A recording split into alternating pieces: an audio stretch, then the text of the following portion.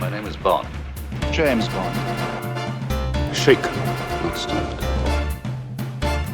Do you expect me to talk? No, Mr. Bond, I expect you to die. I'm now aiming precisely at your groin. That's not funny, 007. For England, James? No.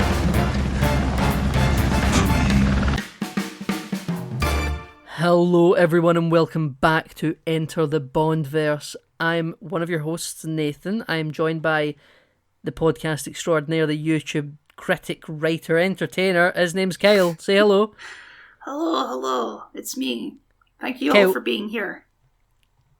Kyle, we're doing the 1995 GoldenEye, aren't we, this week? We are. Nathan, can you believe it's been 6 years since the last Bond movie? What? A desert of content. 2019 was a different life. And it has been weird, actually, this gap, but I'm so happy that we're back. Mm-hmm. They really struck gold with this Bond, as I struck gold with my drinking choice this week. I'm drinking green tea.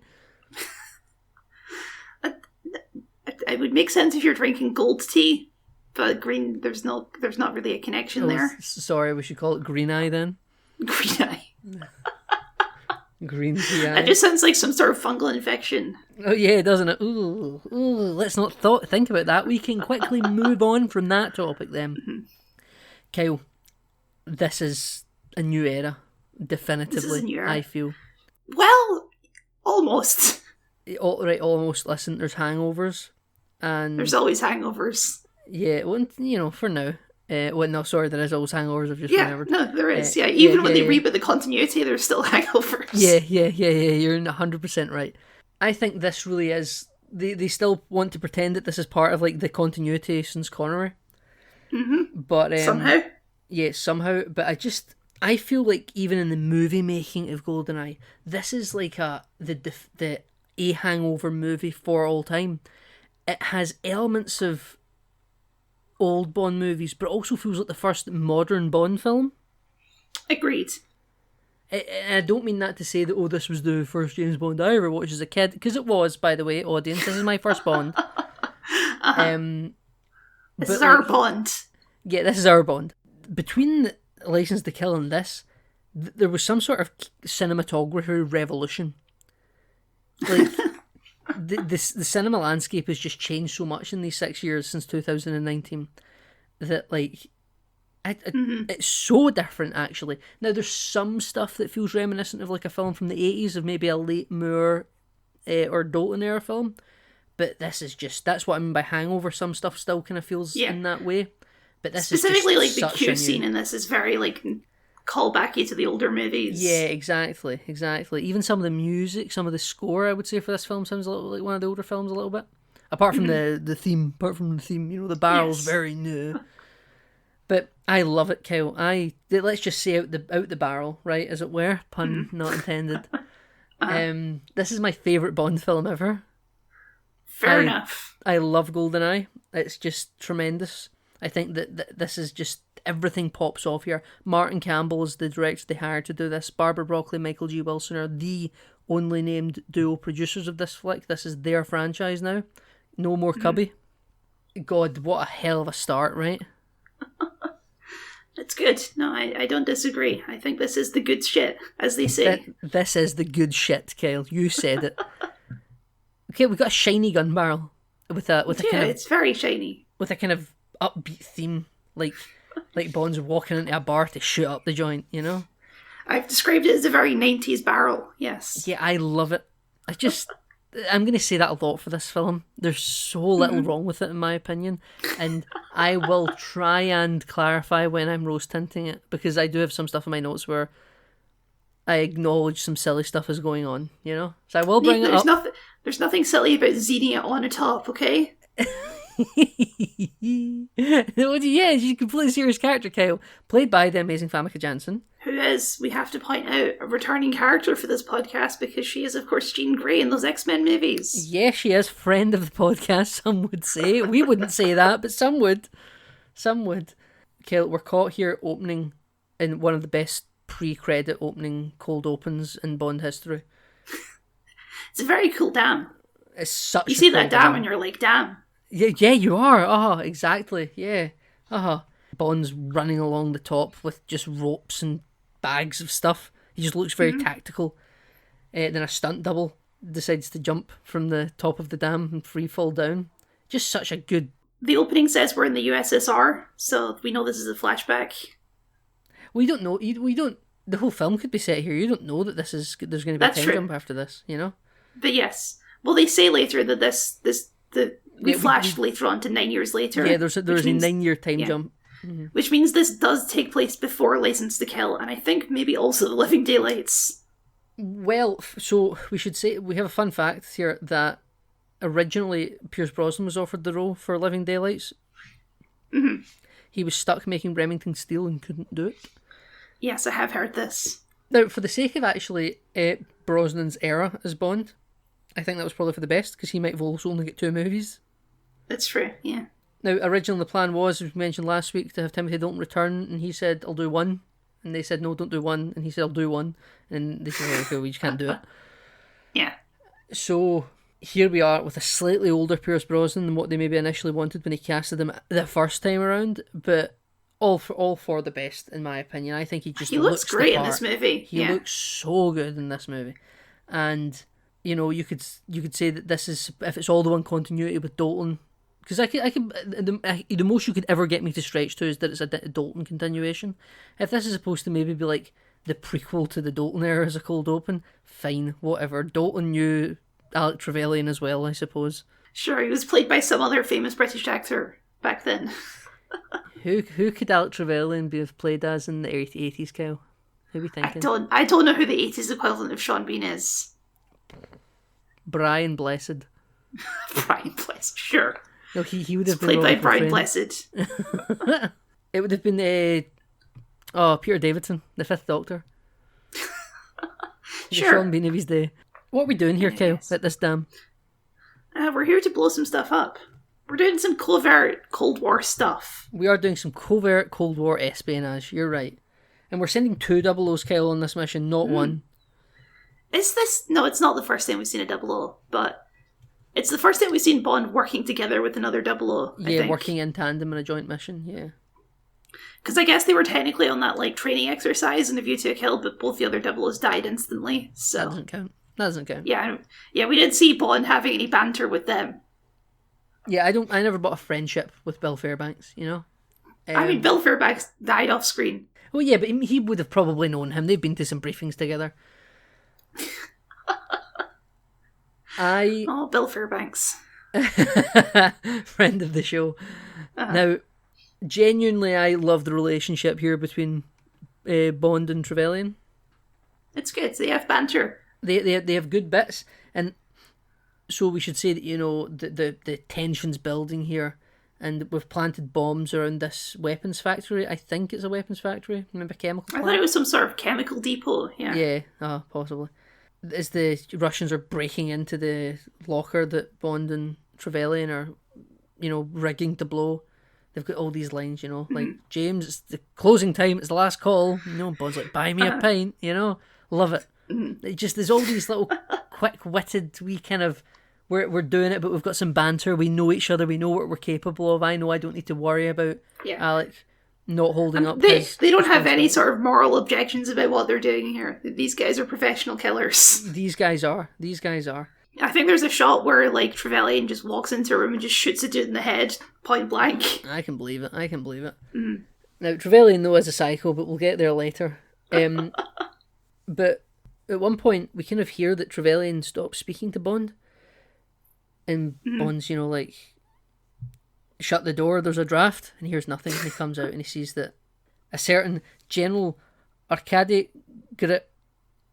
Grigorovich Oromov? Is that how we're pronouncing that name? Oromov? They usually just call him Oromov, yeah. Yeah, they do. He has Alec at gunpoint, on his knees, surrounded by Russian soldiers. And Bond goes and changes the detonation time from 6 minutes to 3 minutes. Very important, yes. Yeah. And then, it is very, very important. And Alec proceeds to shout for England, James. Are we doing it for England, for King and Country, for Queen and Country? This is what we're dying for here? Yeah, let's do it. Queen and Country and then he at this gets shot point, in the head. Yep. F. Queen and Country at Alec this point. Trevelyan, 006. F. Alex Trevelyan, 006. Hardly knew you. But there's a really haunting shot of Pierce Brosnan here right after he gets shot, where Bond's genuinely like tearing up for a second. It's a quick shot, and then it moves to the reverse shot of the general, and then another shot of Bond peeping out from behind the barrels as he walks with the barrels next to him. But it really shows that Bond's pretty shaken up by the death of Trevelyan here. Like, they're friends. Hard to make friends in this industry, yeah. Hard to make friends in that industry, Kyle. And when you lose one, it's pretty haunting, I bet, you know? If only he could find comfort in the arms of Felix Leiter, but he's not in these movies anymore. Well, Felix Leiter currently only has one leg, Kyle. We have a new, not Felix Leiter, but Felix Leiter character for this film. We do, and we'll get to him. Yeah, we'll get to him. Now, we're kind of moving sideways, and, you know, the general's like, don't shoot, it'll detonate, and we'll all blow up. Yeah, I love this. He uses like a big like pile of explosive barrels as cover for his escape, and they're all just standing there like, what do we do? Well, we just kind of let him go. Bond makes it to the runway. We have got just. I think the action scene here is just tremendous. Bond's like he's got his machine gun. He's sort of vaulting over boxes and beating up pilots and getting into the plane and getting out the plane and then riding the motorbike down the hill to try and catch the plane. And then the Russian general's like, no, don't shoot him. This is a James Bond movie. Let him almost kill himself and have an easy way to escape later. And what does he do, Kyle? Does he get in the plane and take off? He sure does. No, Kyle, no. It depends on your definition of getting the plane and take off, okay? This Roger Moore would get in the plane and take off. Pierce Brosnan... No, sorry, what Roger Moore would do is the motorbike he was on would turn into a plane and it would take off. Yes, that's more accurate, yes. Yeah, it would have little wings that pop out, yeah. But no, this James Bond jumps off the cliff on the motorbike, skydives like he's an Apex Legends, gets into the airplane and pulls up over the base right as it explodes. And Kyle, what does that explosion become? It becomes it's like a gun, right? It shoots. Yeah, into the intro. Yeah, it does. It's the ignition spark kind of bullet going through the barrel, and we go into the GoldenEye opening. Amazing. The haunting first couple of notes of the GoldenEye theme play right over it as we fade to black. Now, I'm getting a sense of what the rest of this podcast is going to be like. Yeah, you are. What are we saying about these opening titles, Kyle? It's another certified banger, Nathan. Well, you've been critical the last couple of weeks, so you're saying we're back. I liked the last week. Oh, you liked... I liked License to Kill and Living Daylights. It's just a view to a kill that I wasn't a fan of. Okay, I thought you weren't big on the Living Daylights. I thought you didn't like Aha. No, I like Living Daylights. That's good. Right, okay. Well, I rescind my critique of your not critique. No, it's a good song. It's a good visuals. I really like the way the abstract visuals of the USSR collapsing. We see like statues of Lenin coming down and like hammer and sickles breaking and stuff like that. Yeah, it's just statues of Stalin being toppled. Yeah, it's all really, really good stuff. But we come back from these titles, written by Bono, by the way. Yeah, Bono and The Edge. And The Edge. Sorry, yeah, of course. Couldn't forget The Edge. Don't you dare forget The Edge. Right, how could I? How could I? Bond jumped off it. We're 9 years later. Bond is being assessed by a psychiatrist that a new M has sent out to evaluate. Yes. See if he Bond's still has a DB5. Fit for purpose. Still got a DB5, because of course he does. Which why wouldn't he? You know, it's nice to see. It's been a couple of years. No, I could only... I like this is the same continuity. A little bit. It's weird, yeah. It's a bit funky. Yeah, yeah. It's kind of... Yeah, I'd say it's geeky. Sure, okay. Yeah, I don't know. I don't like this music. It's just, it's like keyboard synthy, you know? I like the scene other than that, though. Yeah, so do I. He's having a race with a lady in a red Lamborghini or something.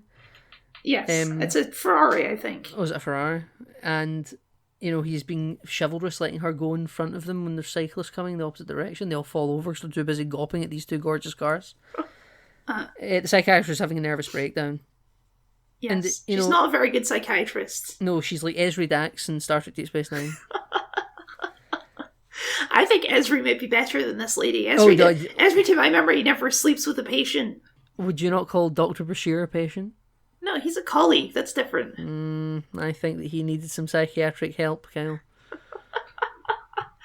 Look, Bashir's the one who sleeps with all his patients, okay? Oh, yeah, that's right. Yeah, he does. Yeah, he does. God, what a bad doctor. He's the James... Wait, listen, he is the James Bond of the crew. Literally. He is, it's true. It's literally true. Our man Bashir. The psychiatrist, Kyle, tells Bond to stop this car right this instant, and he does. He listens to a woman of authority, Kyle. He's not scared of a woman of authority. But this allows the woman in the Ferrari to beat him in the race. But it's fine, because he's going to pass the evaluation by seducing this psychiatrist. Yep. But now, Kyle, we're in Monte Carlo, so we're going to go to the casino, aren't we? Of course. We're going to go play Baccarat. Nathan, do you understand how Baccarat works? Because I have no fucking clue what was going on in this scene. Not a clue. This is why in Casino Royale they turn it into a game of poker, because in the book it's Baccarat, and people were like, no one knows how to play Baccarat. We'll just change it to poker. No one plays Baccarat. No one plays Baccarat except the richest in society, probably. Like, what's gin rummy? I know rummy. Rummy's the one where you have to make like different like sets of cards. I don't know what gin rummy is though. Kyle, it's fancy pants words, fancy pants people, like Baccarat, and we don't need to know. But who's at the table, Kyle? Well, it's only Ruddy Bloody Famke Janssen. It's the woman from the Ferrari. Yeah, well, he does see the Ferrari parked outside, so he did come here with purpose. Yeah, he's not here on a whim. He knows what he's looking for. He notices that car has fake registration plates on it, Kyle. It's a counterfeit car. Yeah, I don't know what that means, really, but apparently it is. Listen, he holds the rank of commander with the driving standards agency, right? Okay. We have good banter here with Xenia on a top. You know, they have three things in common. For that is her name, yes. That is her name, yeah. On a top, and she says on a top. Yeah, brilliant. Brilliant. Kyle, they have a third thing in common, but we only really hint at what that is. And she says, you know, you're bad at the first two hobbies. I hope you can surprise me in the third. And Bond says that he wants to rise to the occasion, you know? Yeah, he always rises to a challenge, yeah. Yeah, always right. Now, I actually think that what I like about Brosnan is that we bring back the bits that have kind of been lost the past couple of films. Yeah, Dalton didn't do bits, yeah. Dalton didn't do bits, and I also think that this film brings back the office banter that's been lost for a while now in Big Swing. It does, yes. The office banter is back with a vengeance. I looked at a couple of bits of feedback at the time for this film, and people described Pierce Brosnan as being a worthy successor to Connery. Which I was going to say that, actually. I think that in terms of, like, this is the closest we've gotten back to, like, the vibe of Connery in terms of, like, the Bond and his deal. Yeah, I completely agree. Which is a big slap in the face. Was there, like, a Moore fatigue in the late 90s where people were like, please, no more? I think there was, yeah. Yeah, like, boy, he was really uncool at the time, then people kind of came back around to liking him again. Yeah, well, I'm thoroughly happy that the people received this Bond well, because I feel like people don't talk about Brosnan much anymore. I think it's just because the next three movies are just not very highly regarded. I think that people should eat shit and die talking about Tomorrow Never Dies like that. I love Tomorrow Never Dies. We'll get to it. We should note, by the way, Kyle, today is a special occasion. Is it?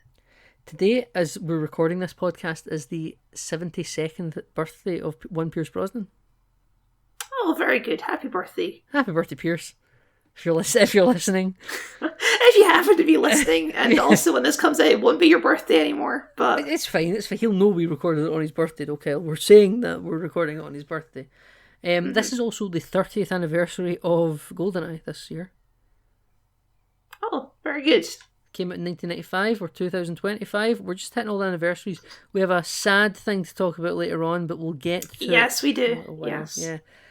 Yeah. Bond follows on your top to, like, the speedboat she's getting into, because she has an admiral with her. Oh, no, he goes up to the balcony at the top of the casino where there's some mimes, and he watches her with a little spy camera thing.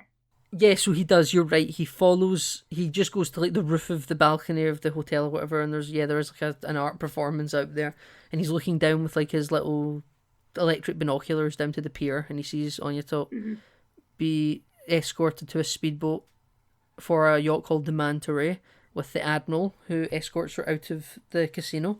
Yeah, Because, you know, we do Bond get likes a name woman- for this admiral. and Bond likes I a have to know woman that this. pulls rank. Yes, Admiral Chuck Farrell, and we see on his little ID card that he is Canadian. So good for him. Is he an Admiral in the Canadian Navy, Kel, or is he an Admiral in the British Navy? I assume he's an admiral in the Canadian Navy, because when we see like the demonstration later, there's like a whole bunch of different nations represented there, I think. Yeah, okay. It's like some sort of like showcase that the French are doing to all their fellow allies. Yeah, well, it's for a private company called Eurocopter, which is now owned by Airbus, by the way, today, because that's a real company. Oh, good. Yeah. And this Tiger helicopter was first put in use in 1991 and is still active today, Kyle.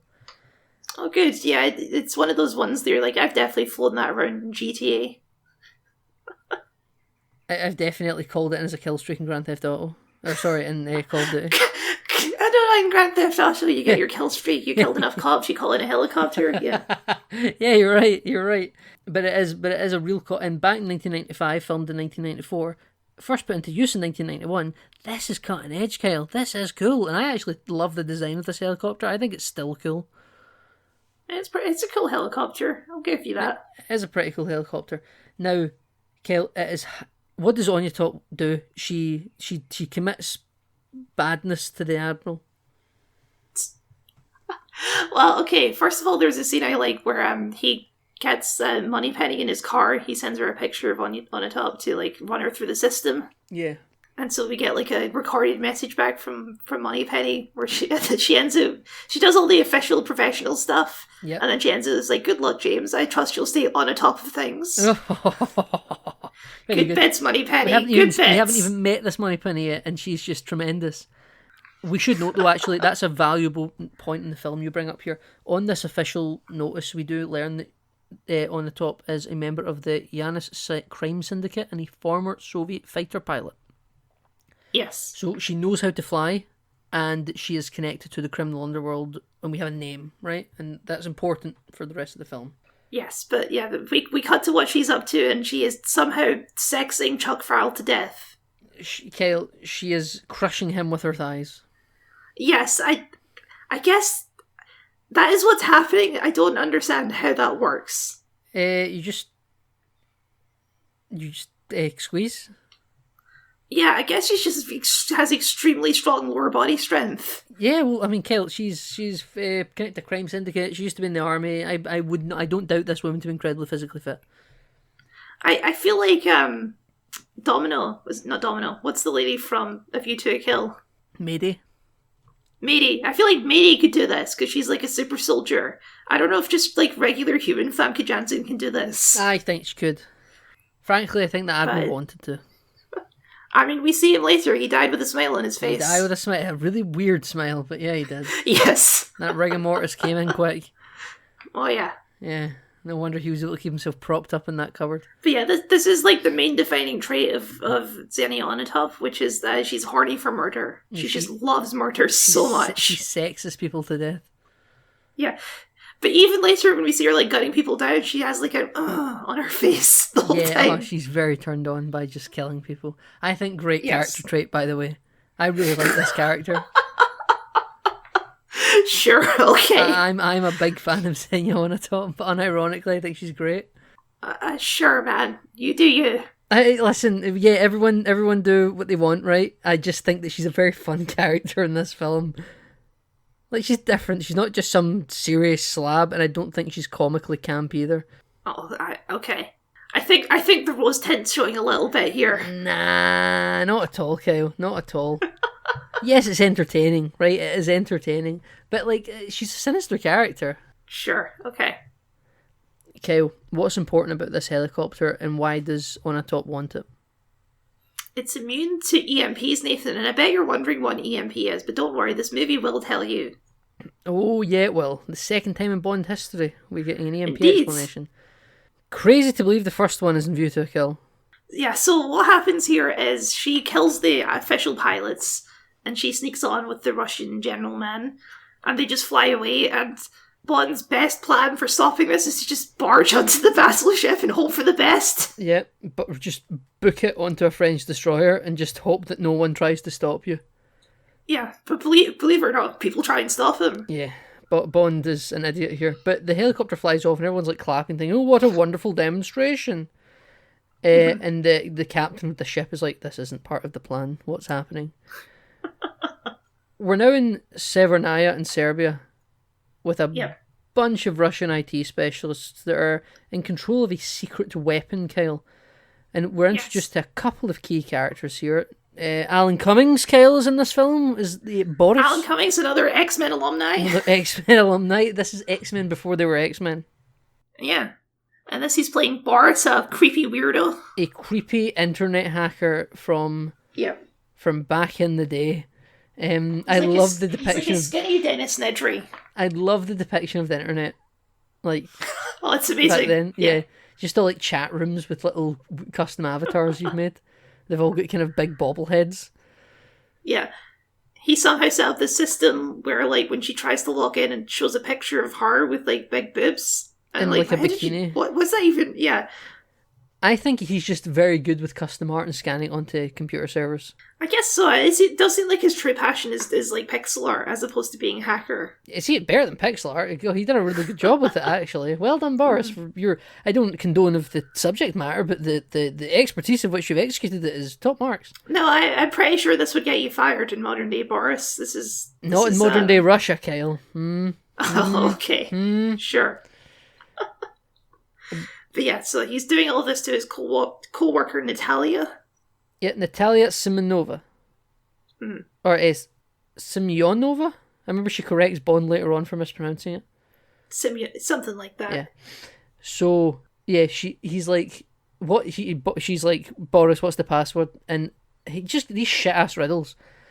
He's like, they're very it's large, in front of you. and they open doors. And the password is knockers. Which is just, we don't use that word anymore, do we? It is a very, like, 90s thing that they're doing all of this in English also. Like, if this was a modern film, they'd do all this scene in Russian, probably. It wouldn't be as funny. It wouldn't be as funny. No. But yeah, it's just one of those, like, movie things that all these Russian people are speaking English even though they're in Russia. It's for us, Scale. It's for us. I know it's for us. I know. We're in the Animus, I understand. Exactly. We are in the Animus. But this satellite station has guests, Kyle. Unexpected guests of the official military variety. Well, it's General, what did we say his name is? Omarov? General Omarov. Yep, Omarov, yeah. And Xenia on a top. Yeah. Who's wearing, like, this, like, what I can best describe as, like, a Nazi uniform at this point. A Nazi fetish uniform. Yes, that's exactly what it is, yes. Yeah, it's a Nazi fetish uniform, and she has, like, a machine gun, and she's, like, the general's attaché, and he's like, yes, I'm here to test this station unannounced. We want to do a simulation that you need to fire the weapon right now. It's like I am timing you, and all the weapon is GoldenEye, by the way. That's what it is. The weapon is GoldenEye, yeah, which is an EMP satellite, which is hence why the helicopter was stolen, because it's impervious. Perfect getaway vehicle. Yeah, I believe this is intercut with Bond returning to MI6. Yes, it is. Which is where we first meet our new M, and I'm going to say maybe controversial, I don't think so, the best M, Judi Dench. Judi Dench, the best M this franchise has ever had. Strong agree, she's so good in this. I think her first actual sit-down scene with Bond in this film, where she just, like, tells him straight right off the bat, is... Tears into him, yeah. Yeah, it's such a good scene. And, like... They do the same thing, Casino Royale, where they give Judi Dench a really good first scene into the film, and it's they just don't pull any punches. Judi Dench is perfect casting. She's great. We also meet our Moneypenny. Yeah, Moneypenny, which is confusingly named Samantha Bond. Yeah, that's like a pub quiz trivia fact right there, isn't it? It is, yeah. She's really good in this as well. I really like her chemistry with Pierce Brosnan in this scene. Oh, yeah, amazing. They're just not letting up for a second. They have all this back and forth about, oh, Moneypenny, did you always come, like, dressed like that for me or something like that? And she's like, believe it or not, Bond, I don't just wait at home for a national emergency to happen. If you must know, I was at the theatre with a man. He's very nice, And and Bond's like, oh, Moneypenny, when will, me and you ever get together? But she's like, one of these days you better make good on your innuendos, James. And then, like, the door opens and you kind of think the back and forth is gone, but it's not gone, He's like, after you, and she's like, no, after you, I insist, which is more of the banter, because she's like, you need to make good in your energy, because she's like, you know, you need to come to me, chicken shit. If you want something from me, you come and be direct about it, you know? It's good. It's a massive step up from Moneypenny in the last two films, that's for sure. Yeah, this is a Moneypenny for the ages. I always really like Samantha Bond, and not just because she was my Moneypenny. I just think that she catches the Louis Maxwell thing really well, you know. I think she kind of degrades as these movies go on a little bit. She starts really strong. You have clips in your head of what's to come. Yes. Yeah. I think there's one film does it that we can talk about it right later. It gets worse as we go. We're fine right now, and this is great. Now, the general and Onatop during this are committing mass slaughter. They have got the weapon to be ready to fire, and have just decided, right, we don't need any of these people anymore. We have the GoldenEye key. We have both sides, because you have a side and they have a side. And Boris is MIA, and after Onatop kills everyone, Natalia is hiding and survives. And Yeah, she happened to be going for coffee when they came in. Yes, so and Boris she's in the kitchen. happened to go out for a cigarette.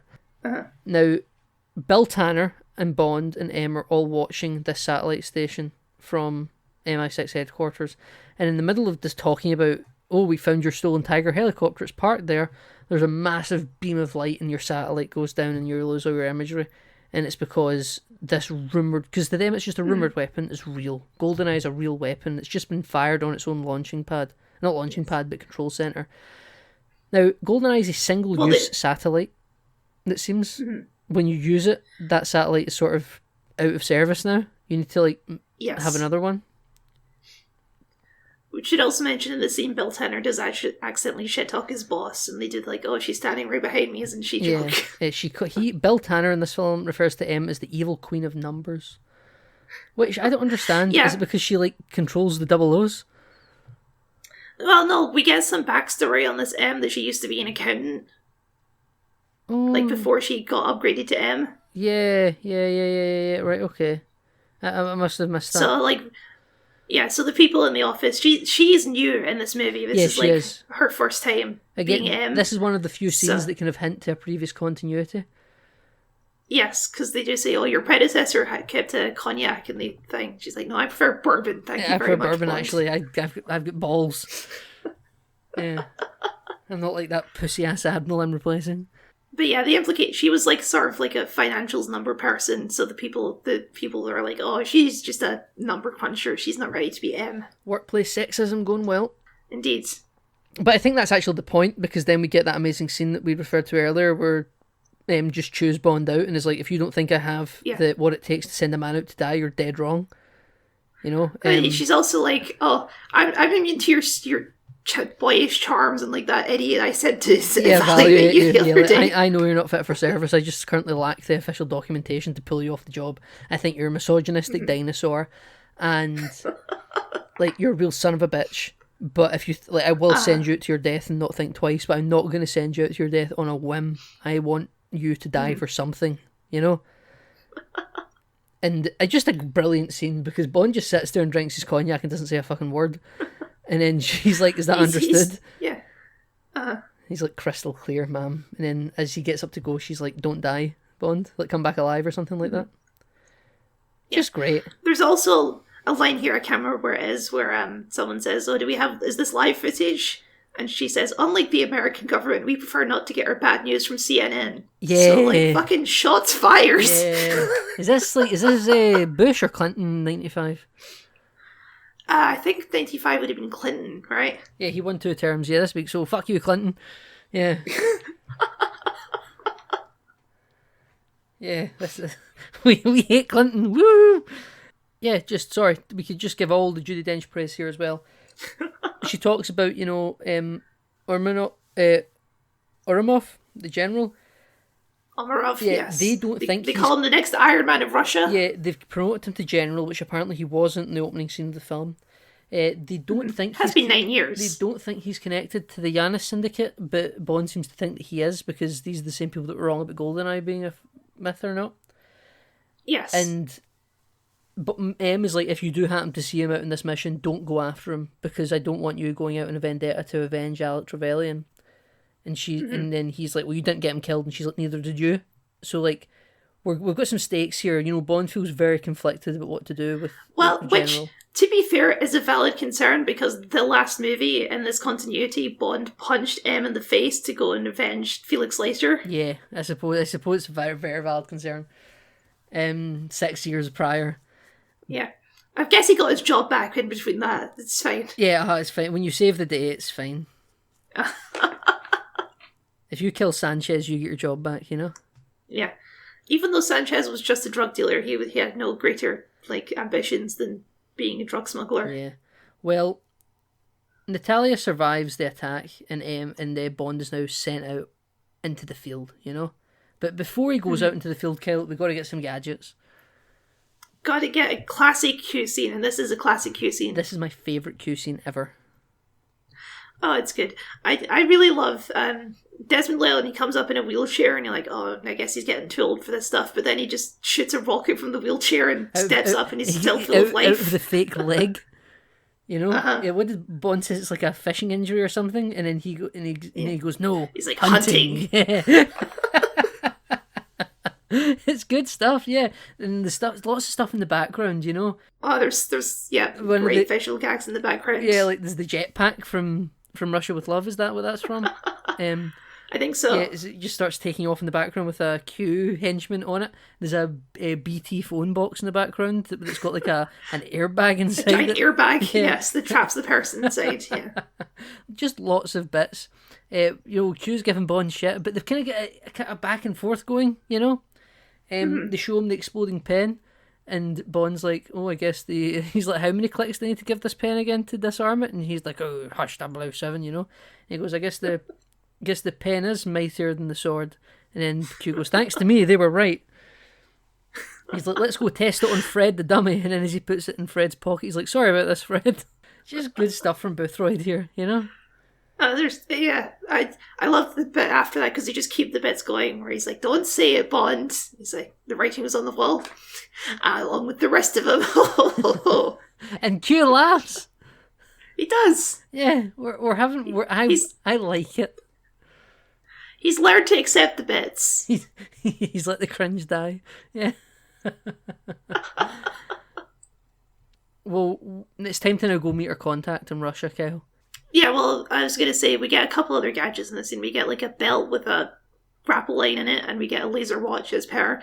And also we get a spy car with rockets and the headlights, but that never actually comes up in the movie. Yeah, you're right. I never thought about that, but you're right. He tells Wade at one point, don't fire them, but like he's like, I'm just going to be bombing around in it, and he's like, yeah, that's the fear. But yeah, don't never use them. Wonder if it was cut or like they just never thought it was relevant to the story. They just said it. I suppose. I mean, maybe they had it, and then they're like, or we could do the scene with a tank instead. Yeah, that's probably it, right? They were correct, I think, in using the tank. Yes, I agree. Okay, we're in Russia. But yes, as you say, we're in Russia. Because they're looking for him in St. Petersburg, I believe. Yes, the Yana Syndicate has connections to St. Petersburg per Moneypenny's intel line from earlier on. So we have to meet up with America's man in Russia, I suppose. Yep. Not Felix Leiter, one-legged Felix Leiter. Not Felix Leiter, no. Peg leg Leiter, they're calling him now. It is, after all, although a traitor, because it's only frickin' Brad Whittaker from The Living Daylights, Nathan. Is it Whittaker? I keep calling him Wishaw. No, it's Whittaker, Brad Whittaker. It is Brad Whittaker. My God, Kyle.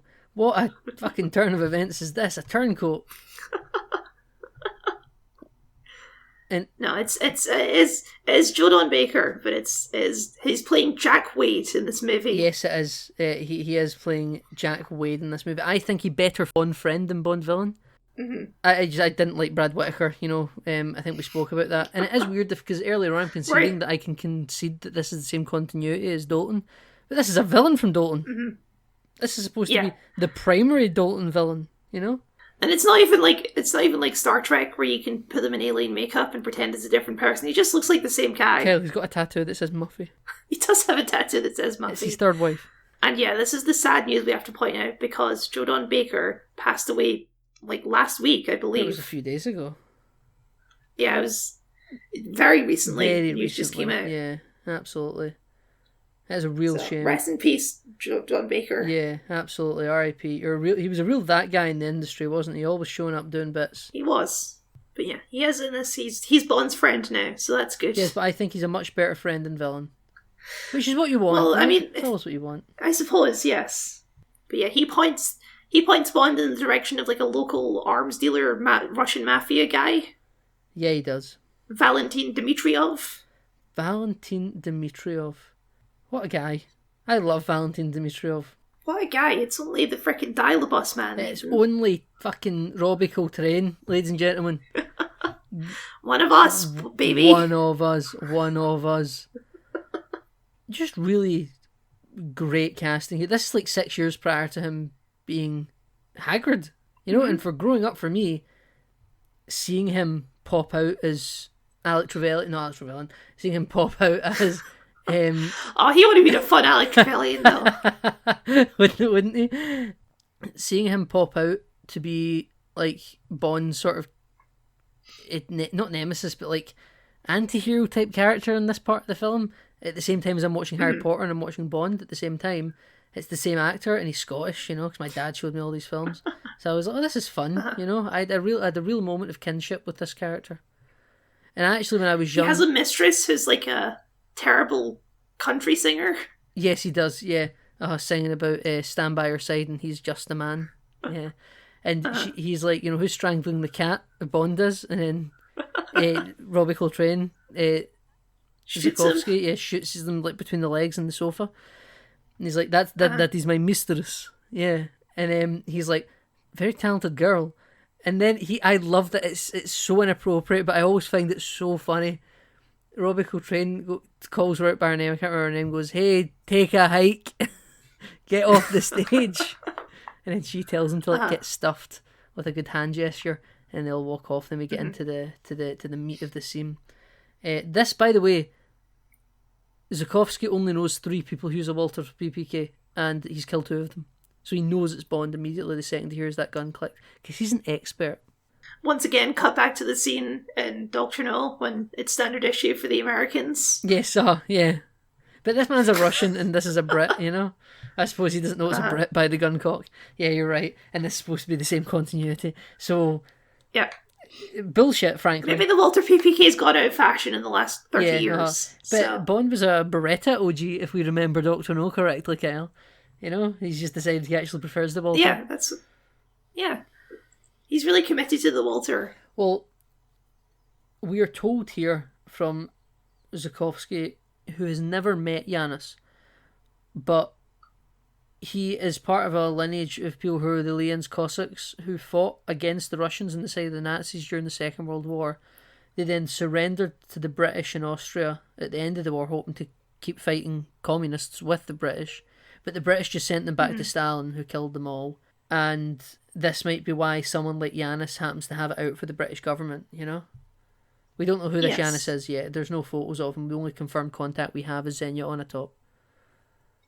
No, but if you know your Roman gods, then you know that Yanis is the two-faced god. Two-faced god of... I want to say he's the god of, like, transport or something like that. Transport? The god of buses? He's like the god of roads or something like that. Okay. I actually know very little about my Roman gods. That pantheon is kind of a blank spot. I know. He's in Smite. Okay, Janus is in Smite, and he can make portals because he's like the god of like transportation. So I noted in your notes, Kyle, that you were like, "Oh, the two-faced lady in the opening credits is strange," but now it all makes sense, right? No, there you go. I mean, it's also strange that like a gun comes out of her mouth. That's more the weirder part of the visual. That's the normal part of the visual, Kyle. Bond goes to like a nighttime pool. Yeah, just sort of floats there until the contact shows up. Zukovsky sets up the meeting with a contact for Yanis, and who shows up, Kyle, when he's having this swim? Well, of course, it's Xenia on the top, and they have like a sex fight. They have a sex fight, and you know, she's like, "You don't need the gun, Commander," and he's like, "That depends on your definition of safe sex." You know, Xenia's insane. She's like squeezing him and kissing him and biting him and running around and, you know, really getting wrapped around Bond, because obviously she's trying to crush him, right? But like, Bond's just too good a fighter, and then he gets the gun back and he's like, no more foreplay, take me to Yanis. And then I can just picture them both getting ready, like super awkwardly. Yeah, they take a scene. He's wearing like a full suit the next time we see him, including a tie. And full hair done, and she's also, by the way, in a full face of makeup with a dress and earrings and stuff on.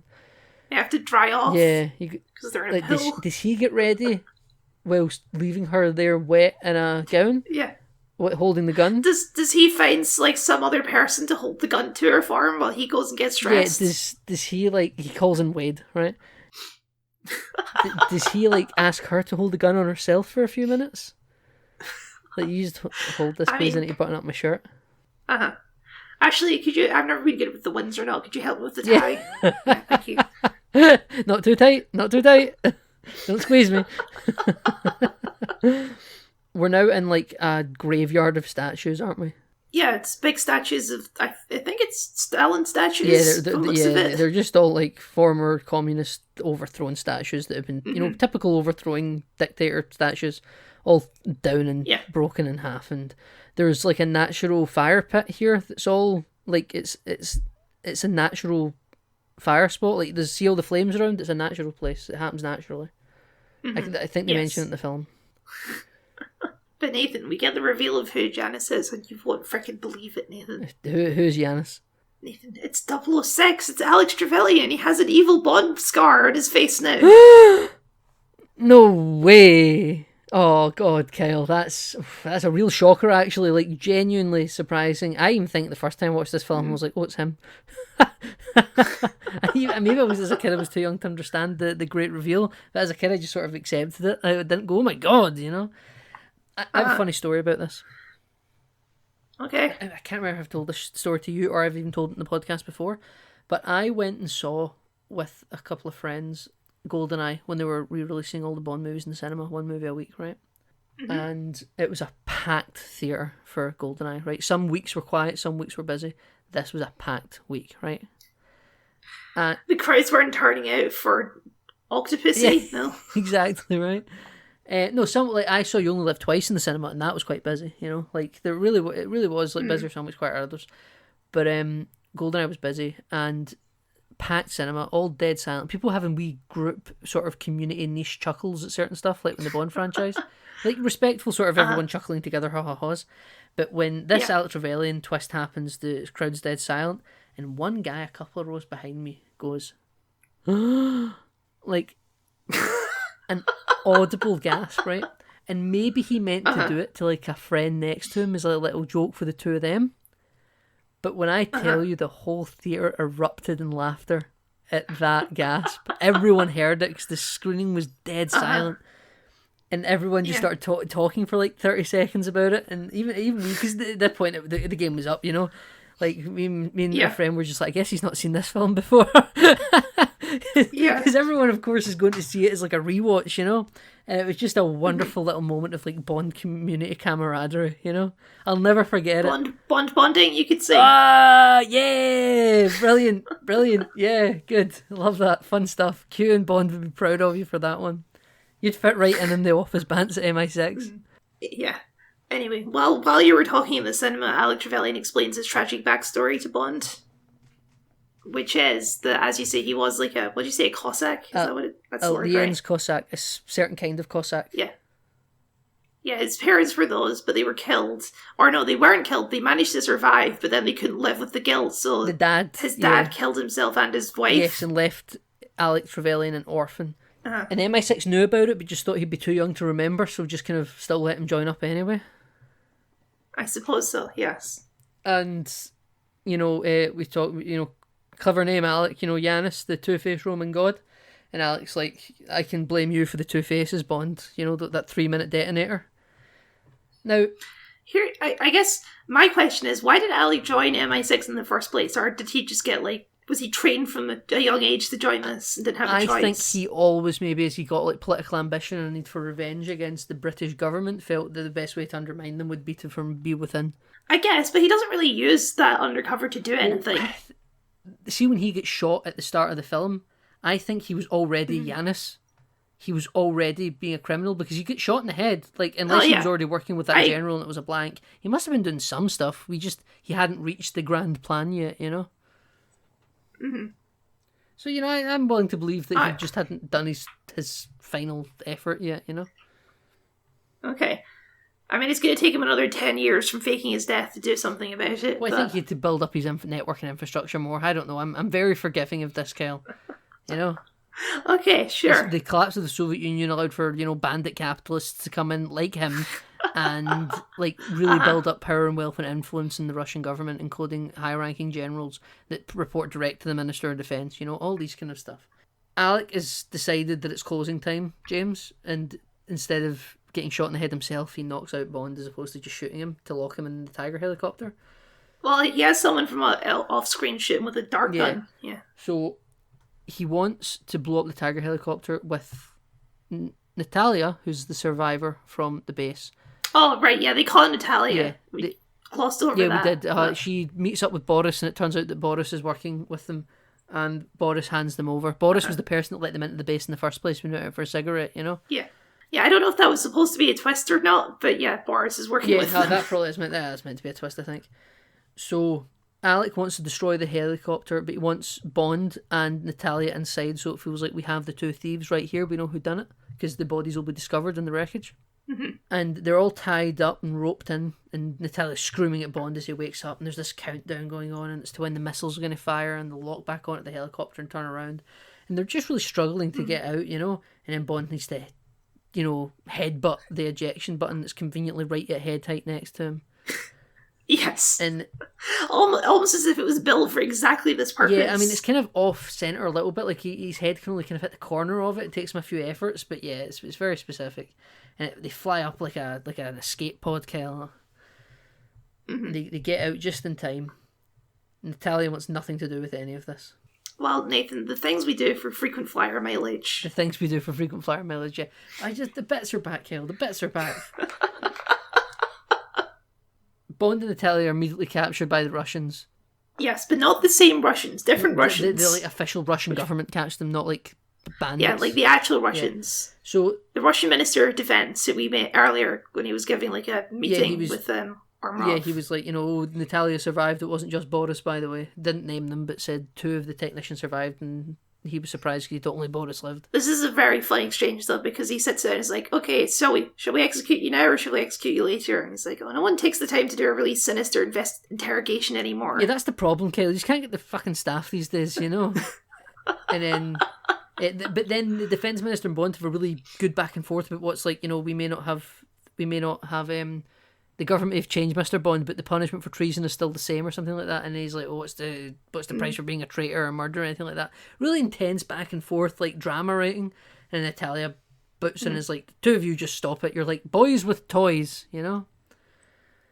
And then she admits that like it was Urumov that comes in and killed everyone. And she's like, and I think that this defence minister must have had suspicions of him for a while, because he's willing to, because he's extremely suspicious. Yeah. Yes. And then this is when Urumov comes in and is like, defence minister, look at this gun, look at what's happening here. And then as he gets up and says, put the weapon down, and he says, arrest the general guardsman. The general kills the guard and the defence minister, and then gives the gun back to Bond and says, you did this, guards. Yeah. We break into this. He just chucks it and Bond instinctively catches it. Instinctively catches it and puts it in his holster that he's still got on him. And this instigates this massive chase sequence through the military army barracks of the Kremlin and stuff like that. And then we end up in this iconic tank chase through the centre of... We're in Moscow now, I'm assuming, because I said Kremlin? Somewhere. But yeah, no, the sequence is incredible. Yeah, this aged tremendously. Just like, you see, because they managed to capture Natalia at one point, she's in the car, and they're getting away. And you see Bond's like, oh, what am I going to do? And he looks behind him, and oh, there's a tank. And then the next shot is brick wall, tank comes bursting through the brick wall, Bond theme blaring. It's incredible. It's really, really good, yeah. And I think they're doing this for real, you know? Oh, yeah. It's not like CGI. No, I know, but I mean, maybe it was like model work and stuff like that. Like, I think they really are building sets and just driving shit through them, you know? Oh, they do a great job of making this tank just awesome. Yeah, they have it like cut right through like a statue base, and then have the statue riding atop it, and it's like a Russian hero with like a horse underneath. Brilliant. Yeah, like a Pegasus. Yeah. There's a part where the car tries to drive through like an alley to escape, and Bond just drives through like the buildings through the alley. Yeah, he widens the alleyway with the tank. He's like crushing cop cars and army cars and like having them fall into the river and make them catch fire. Great stuff. At one point they're chasing him, then he stops and starts to reverse and they start driving backwards. And we keep cutting back to the general in the back of the car just taking swigs from his flask because he looks freaking terrified of this tank. Wouldn't you, frankly? Wouldn't you?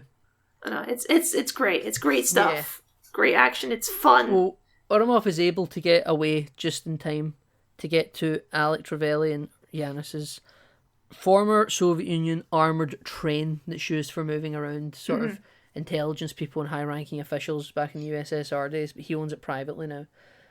And Bond is like, well, I can't take the tank down there because I just wouldn't get very far. So he takes it further down the track into a tunnel. And Alec and Co are on the train with Natalia.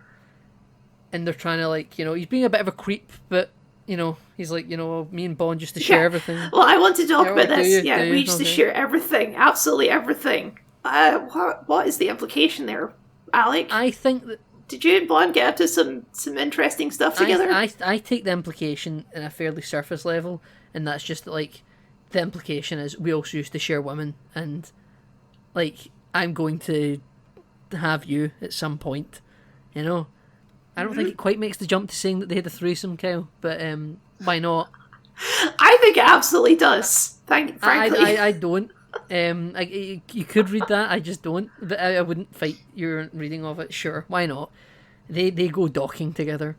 But it's just it's a weird scene. It is weird, especially since like he has like the sex crazed maniac working for him, and he's never shown any interest in her. I guess because he knows he'll die if she has sex with Xenia on top. Maybe it's to like add tension. Maybe it's to like add tension just for Natalia, and they weren't willing to say that Xenia was a lesbian. Just to really reinforce that Alec is a bad guy. Yeah, even though like I was sold, you didn't need to go any further. But listen, I'm not going to fall into the Andor trap of critiquing it because your bad guy does a sexual assault thing, that's an awful thing to do. Like, yeah, that's the point. It's meant to be awful. But they see that Bond is coming out of the tunnel, tank facing this train, and they're like to the driver, speed up, hit him full force, ram him. And then before they get to him, he fires a tank shell and sets the front of the train on fire, Kyle. Yes. And then he abandons the tank, and the tank derails the train successfully, and everyone goes flying. And then Bond gets on the F-tank. What a good tank. F that train driver, frankly. We never see him again. Yeah. He's currently smushed on a fiery train carriage along with the tank. Yeah. So Bond is now in a situation where he's on a top and Trevelyan in front of him and Oromov with Natalia at gunpoint behind him. And they're able to like throw... He's like, you shoot Natalia, she means nothing to me. I don't care, Which at this point is probably true. Yeah, at this point it's probably true. And then he says to like the general, like in 48 hours, Alec will have more money than God. I don't quite know what my note is here. God known for being rich. Yeah, But this is kind of where we find out that Alec's doing something for money, and then everyone gets off the train, and Bond and Natalia are now somehow locked on the train. I don't know how they couldn't quite have made the jump out. Well, yeah, Bond turns and he manages to shoot the general dead, so he frees Natalia. And then, but Alec and Xenia are able to escape. Yes, they are. And now he says, you have like 6 minutes, James, to get out before it explodes. The same 6 minutes you gave me. Which means he's got 3 minutes. Yes. Which I think... Good callback, Alec. Good call. I genuinely, I don't mean that like tongue in cheek, like, it's a bit like setting point, Wojak at it. Like, it's just good writing, actually. I enjoy that. The concept of a callback doesn't always need to be cheap, it's fun. But there's to get out, they need to guess Boris's password from earlier in the film, and he says, you sit on it, but you can't take it with you. Now, I don't know about you, Kyle, but when it was first said earlier in the film, I knew immediately it was chair, but she seems to have... It was chair? Yeah, she seems to have no clue. Well, she thinks it's like some sort of rude, dirty thing because that's his deal. Yeah, that is. But Bond immediately just says chair, and that's it. And then that's not actually to get out. To get out, they just need to cut the thing. She's trying to figure out where they're going. Yeah, you're right. Bond's using the laser watch to cut himself out. Mm-hmm. Because there is a fun bit where Boris realizes that she's hacking him and he starts like just pulling out motherboards from his computer to try and stop her. Yeah, you're right. That's exactly what happens. Yeah, and then he's like, they traced him to like Havana, and then go, wait, it's not Havana, but it is somewhere in Cuba. And at that point, Bond's like, we need to go right now. The train's going to blow up in 10 seconds, and kicks the bottom plate out. The hacking in this movie is some classic 90s movie hacking also, where it's just like, type it, I'm in. But it's also like depicted like the Indiana Jones map when they're going across the world. Yes. It's just like red lines. It's like a literal like visual trace. Yes. Red lines jumping from server to server. After this, we get out and we're sitting on the train track next to a blazing, exploding train carriage. And, you know, that Natalia and Bond just decide that they're going to make out right now. Maybe have, inspect each other. It's the adrenaline, sure, why not? But we're going to cut to somewhere in probably Miami or something like that. Because... or in Cuba, no, right? we're getting the plane to Cuba, but this is where we meet up with Wade, and Wade's like, full clarity, the US government knows nothing and has nothing to do with your involvement in Cuba. We officially don't acknowledge this mission, but we'll have the Marines standing by in case you need some help. Well, there is a scene with Natalia, which I like too, where she's like, oh, we're going to take a trip to Cuba, and Bond says, so we? And she's like, do you know how to deactivate the weapon? And he's like, well, how hard could it be? Yeah, you're right. Or something like that, before yeah. they go down on each other next to a train that's on fire, yeah. Mm-hmm.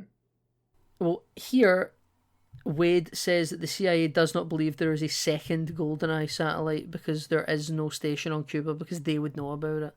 I enjoy the US pomposity that the franchise does, and they're like, well, it's definitely here, we'll find it. And he's like, very good, Bond, on you go. Or Jimbo, as he calls him, Jimbo. He does call him Jimbo, yeah. It's just that it's a unique quality of the Bond franchise where so many movies are like, America's like the center of the world and everything happens in America. And the Bond movies are always like, no, America's shit. We're the real heroes. We are the empire, yeah. Now, we get in the... Well, Wade actually, who's this Russian woman? And she's like, Natalia Simeonova, and I work for like Russian Special Weapons Division or something.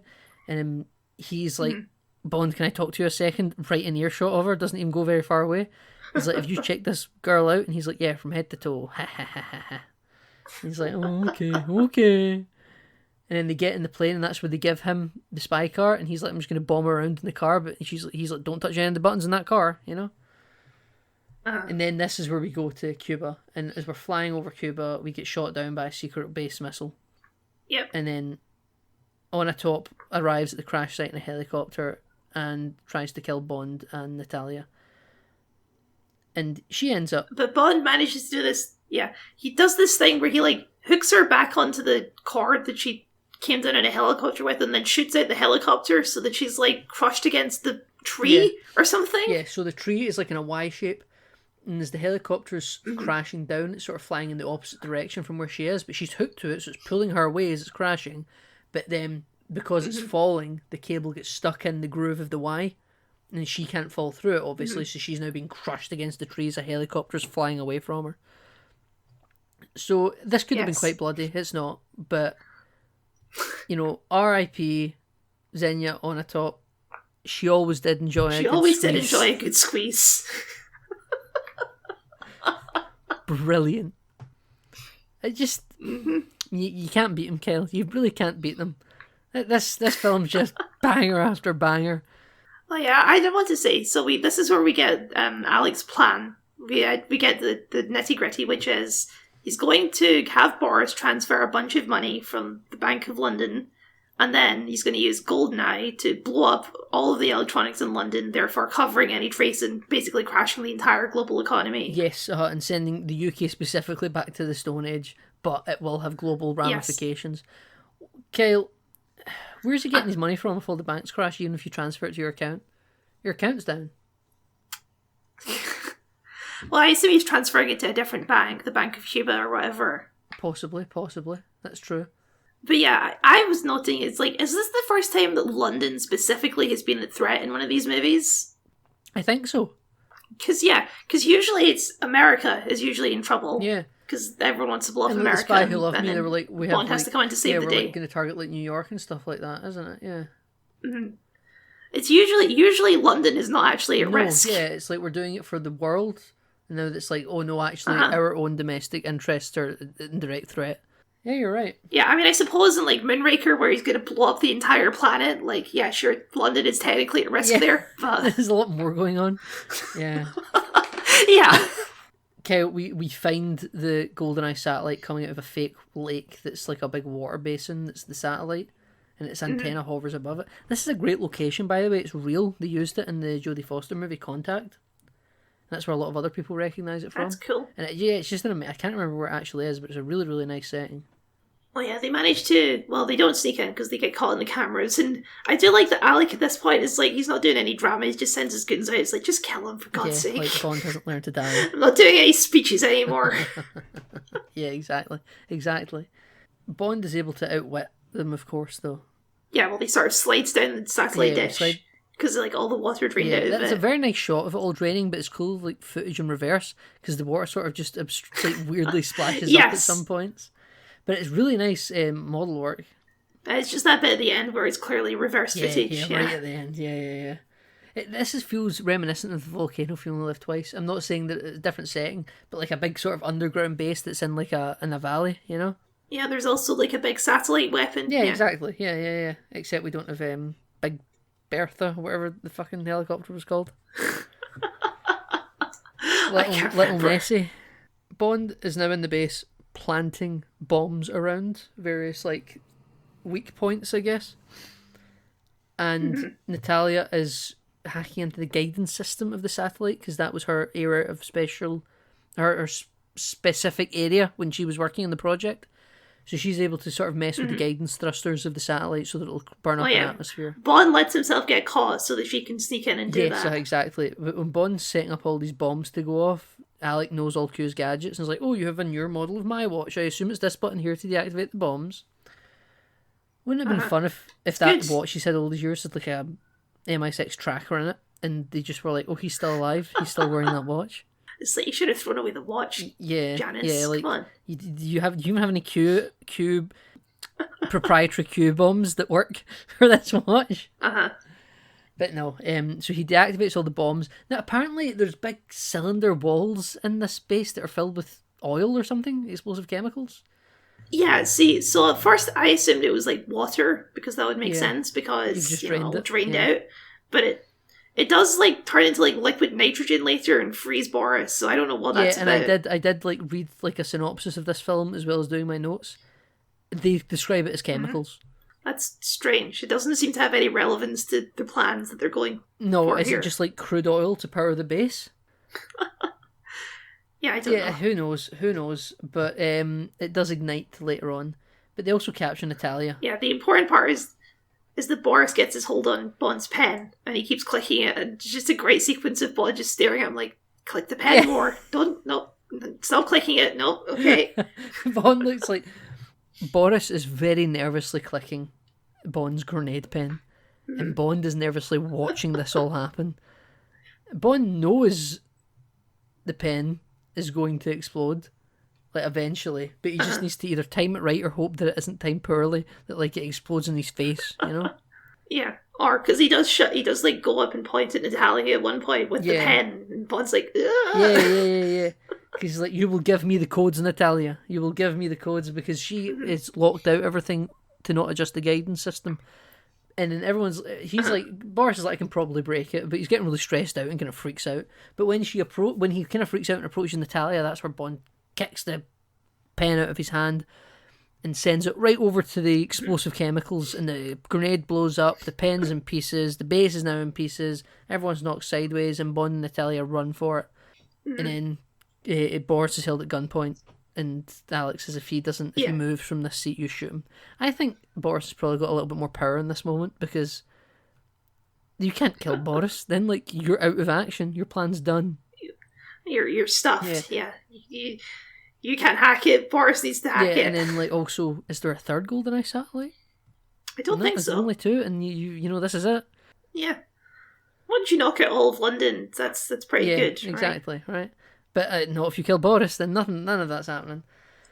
That's true. But this leads to a fight between Bond and Alec on this satellite antenna that's hovering over the dish. Yeah, because Bond runs up there just in case Boris does manage to hack it. He's going to interfere with the satellite manually so that it doesn't work. Break the gears. Mm-hmm. And Boris does able to make it work again. Yeah, he's invincible. Yeah, he is invincible, as he likes to say. It's a bad catchphrase to have, really. You're kind of calling yourself out there, yeah. But Bond immediately throws like a big steel pipe into the gears, and just everything stops working. Uh-huh. And, you know, Boris is now like freaking out in the base trying to fix it, but we kind of leave him for a while because the film really focuses in now. Even like Natalia's out in the forest just watching the fight from a distance. But this is really now between Bond and Trevelyan on the rigging of this satellite antenna. And we're having the back and the forth, and we're swing kicking and we're punching each other. Alex says, you know, I was always better than you, you know?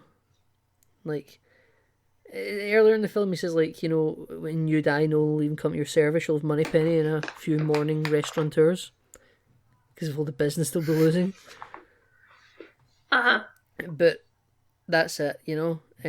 This guy's... I think ultimately Alec, I believe, is just jealous of Bond.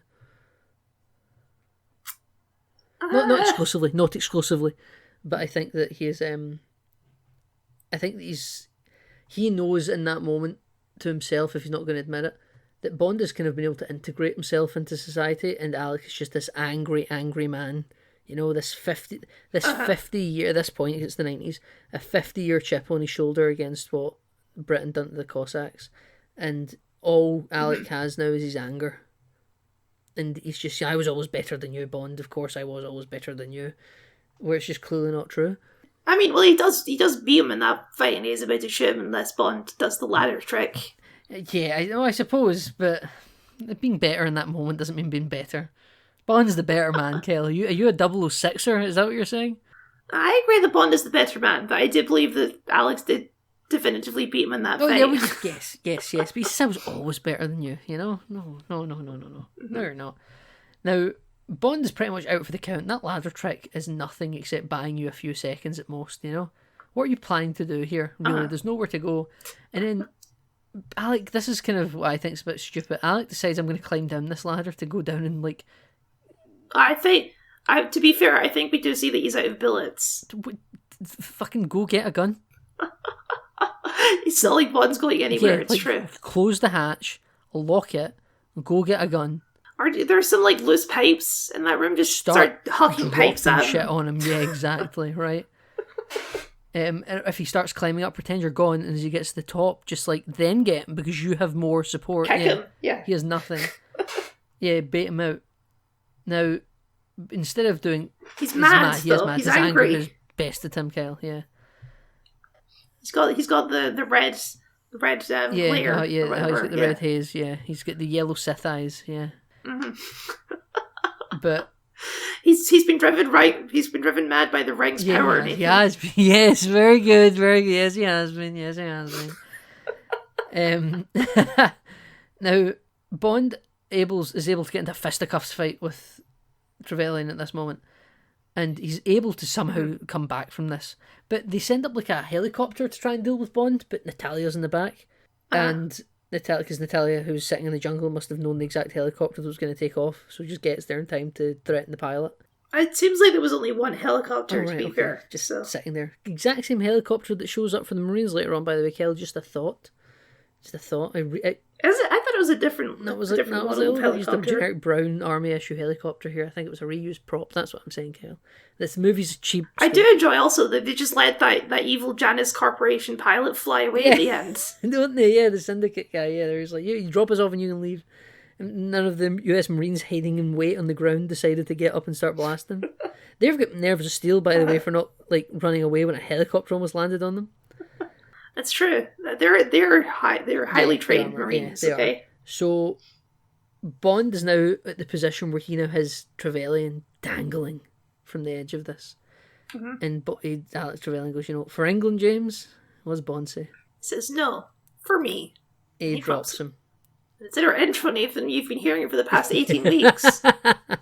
It's very true. It is very true. I just love it. I think it's just such a great line. Alec hits. So he falls like 60 stories and he's somehow still Yeah, alive. the like in universe though, it looks like he does break every bone in his body. Like the model or Yeah, whatever that but- falls, it's just so gruesome when it hits. It's such a straight pan side on shot of just a body the kinetic wave. The leg just snaps. Like whatever it is that they done to use that effect, I just think it looks really, really visceral. But right as he hits the ground, we have this great cut to Boris screaming at his computer. Like that's the scream of Alec in that moment.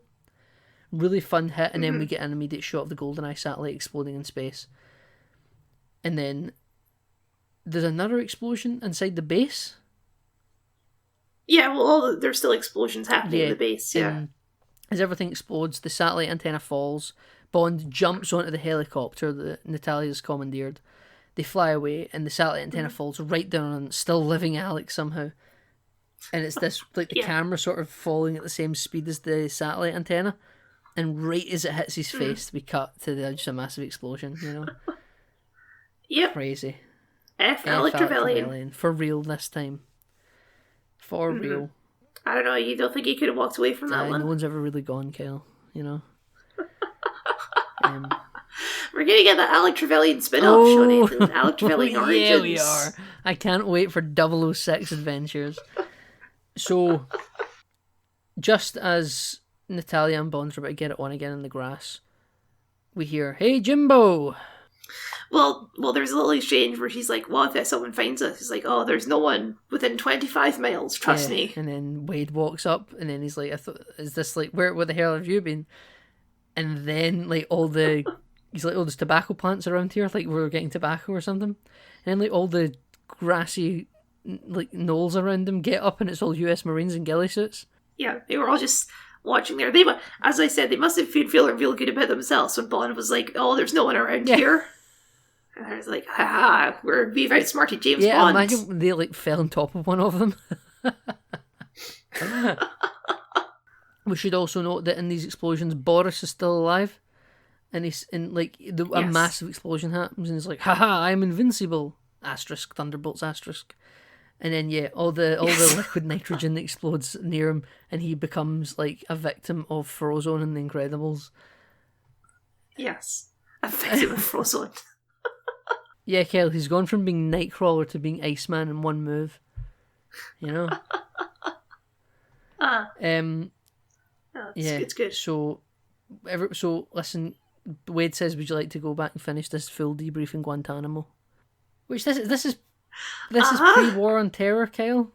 I don't really know the reputation that Guantanamo Bay had in the 90s. Neither do I. I know the reputation it has right now. No, I know that, right? But in the 90s, I know it's like a US naval base on the island of Cuba, but like, was it just a naval base back then, or was it like a black site? I have no idea. The way they talk about it in this movie, I can't assume it had like a sinister reputation at the time. It's just a navy base back then. Yeah. Oh, what a fun thing. Because you're only 6 years away from it becoming very different. You know. Yep. This is the last time Guantanamo was mentioned in a neutral form in media. Well, Kel, on that line, because I think that's the last line in the film, we end to the credits, The Experience of Love by Eric Serra. Not the song that people talk about for this film, but, that's what fades us out. No. We get big, long credits. The film is dedicated to the film's special effects artist, who, this is his last film. That's who your dedication name is at the end, if you were wondering. Well, it's a good one to go out on. Yeah, right? You're telling me. Yeah, I mean, I don't know if I have a favourite Bond film, but this is up there. This is a very good movie. Yeah, I mean, as mentioned, it's my favourite Bond film. I just love it. It's just so strong. It's such a powerful opening as well for Brosnan. It's not like a middling, he's got a solid start. It's like, no, this is how you do Bond, you know? It does feel like a new era, I agree. Of like, and it's probably because they took 6 years to make it, but yeah, it does feel like a generational gap has been made. This was a critical financial success and made more money than the last big Bond topper, which was Moonraker in 1979. That's a significant gap. You're telling me that was where people were like, "Now we're done with this. Now you just like remade fucking The Spy Who Loved Me. We're done." Kyle, this was the 4th highest grossing movie that year. Don't know what beat it. That should be something that I should have looked into. Let's find out right now, shall we? Let's do that. 1995 movie. Tally. Top grossing films, 1995. Oh, it was beaten by Die Hard 3. Okay. Makes sense. That was the number one grossing film of 1995 was Die Hard with a Vengeance. Oh, let me guess what else we got in here. Like, is there a Batman movie in there? There is. That's number 6. Is that, what is that, number Batman 2. Forever? Yeah, number 2 is Toy Story, which makes sense. That makes sense. Yeah. You know what? This. Number 3 is Apollo 13. Okay.